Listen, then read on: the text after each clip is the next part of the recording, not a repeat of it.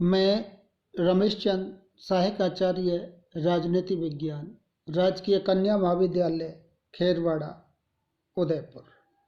आज अपना टॉपिक है स्विट्जरलैंड का संविधान और इसमें हम प्रत्यक्ष लोकतंत्र या स्विट्जरलैंड लोकतंत्र का घर है, इसके ऊपर अध्ययन करेंगे। ये topic BA second year paper first का है। प्रजातंत्र वह शासन व्यवस्था है जिसमें जनता का बहुमुखी विकास होता है, जैसे सामाजिक, राजनीतिक, आर्थिक, मनोवैज्ञानिक, सांस्कृतिक इत्यादि सभी पक्ष सम्मिलित हैं। प्रजातंत्र के दो रूप हैं, पहला प्रत्यक्ष, दूसरा अप्रत्यक्ष। प्रत्यक्ष प्रजातंत्र वह है जिसमें जनता प्रत्यक्ष रूप से शासन कार्य में भाग लेती है। अप्रत्यक्ष प्रजातंत्र वह है जिसमें जनता प्रतिनिधियों के माध्यम से शासन कार्य में भाग लेती है। विश्व के अधिकांश राष्ट्रों में प्रजातंत्र का अप्रत्यक्ष रूप है, लेकिन स्विट्जरलैंड ही एक ऐसा राष्ट्र है जहां प्रजातंत्र का या तो प्रत्यक्ष रूप है या प्रत्यक्ष बनाने के लिए कुछ महत्वपूर्ण साधन जैसे लोक निर्णय और आरंभक जैसे साधनों को अपनाकर प्रत्यक्ष बनाने का प्रयास किया जाता है। स्विट्जरलैंड में लोकतंत्र का घर है, इसे हम इस आधार पर अभिव्यक्त कर सकते हैं। पहला, आम सभाएं।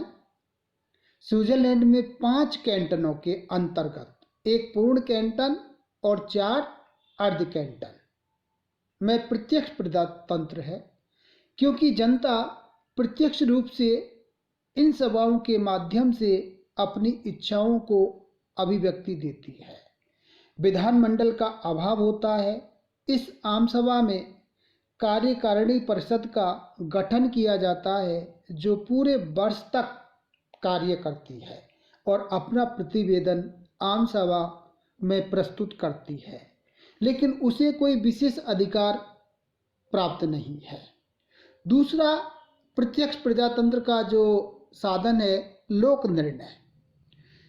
स्विट्जरलैंड में व्यवस्थापिका के कानूनों को चुनौती देने के लिए अर्थात वीटो पावर यानी कि निषेधाधिकार जनता को प्राप्त है। व्यवस्थापिका के द्वारा जो कानून बनाए जाते हैं उन पर अंतिम स्वीकृति जनता की होती है।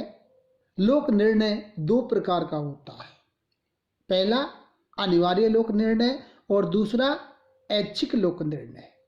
अनिवार्य लोक निर्णय वह है जिसमें संविधान से संबंधित जब कोई भी विधेयक या परिवर्तन, संशोधन से संबंधित विधेयक पारित किया जाता है तो उसे अनिवार्य रूप से जनता के सामने प्रस्तुत किया जाता है। जनता के 2/3 स्वीकृति मिलने पर ही संविधान में संशोधन संभव है। दूसरा है ऐच्छिक लोक निर्णय। ऐच्छिक लोक निर्णय के अंतर्गत जनता यानी कि 30,000 8 कैंटन 90 दिनों के अंदर अंदर इस बात की मांग करें कि विधेयक को जनता के सामने प्रस्तुत किया जाए तो उसे प्रस्तुत किया जाता है। तीसरा साधन है प्रत्यक्ष प्रजातंत्र का आरंभक। इस अधिकार के तहत जनता को कानून बनाने का अधिकार मिल जाता है। आरंभक 2 प्रकार का होता है, पहला सविन्यासित आरंभक और अविन्यासित आरंभक। सविन्यासित आरंभक वह है जिसमें जनता स्वयं कानून की रूपरेखा तैयार करके सरकार के सामने प्रस्तुत कर दे तो सरकार उसके आधार पर कानून बनाती है।